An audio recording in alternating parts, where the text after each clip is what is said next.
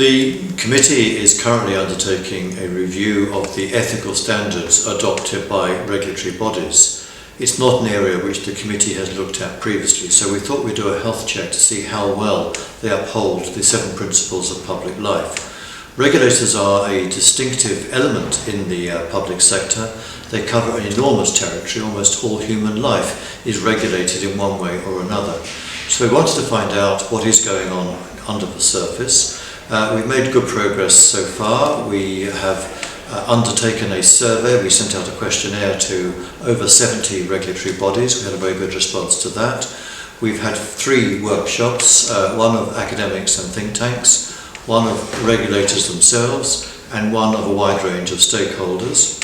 We've visited about 20 or 25, I think now, regulatory bodies and interviewed them as to what actually happens behind the paperwork, what happens in practice. And we've commissioned a number of external papers.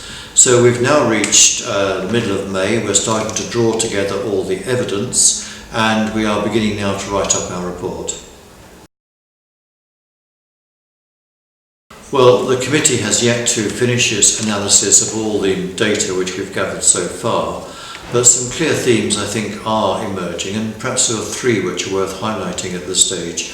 One is independence and what that means.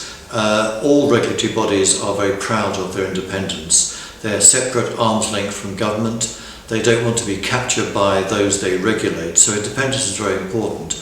But what does that mean in terms of integrity? That's of course one of the principles of public life. And we're examining in practice what the independence of regulators means, how do they display it, how do they exercise it, and does it mean that they are sufficiently accountable? Sometimes perhaps there may be a tendency for independence to be a smokescreen away from accountability. The second issue is that of the revolving door. Where do the staff and the leaders of regulatory bodies come from? What are their links, for example, with the industry being regulated? What happens when they're actually at the regulatory body, and what links are they maintaining? And where do they go afterwards when they've left the regulatory body? What safeguards are there in place to make sure there's no sort of impropriety? And then the third issue, and these are all of course rather interlinked, but the third issue is the distance which a regulatory body occupies from those they're regulating. On the one hand, if you get too close to the regulated sector, then that can create problems. On the other hand, if you're too far apart, then you may be ignorant of what's actually going on and you can't be an effective regulator. So we're looking at the ethical dimension to all of those particular themes. We've made good progress. We've gathered all the information together. The committee is now looking at these matters at each of its meetings, and we have a subcommittee looking particularly at the emerging report. We're currently on course to publish our report in early September. We're hoping to do this around a launch event.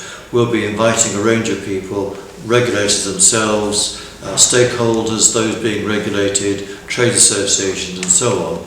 And we're hoping that our report will stimulate discussion both at that particular launch event and in the months and years that follow.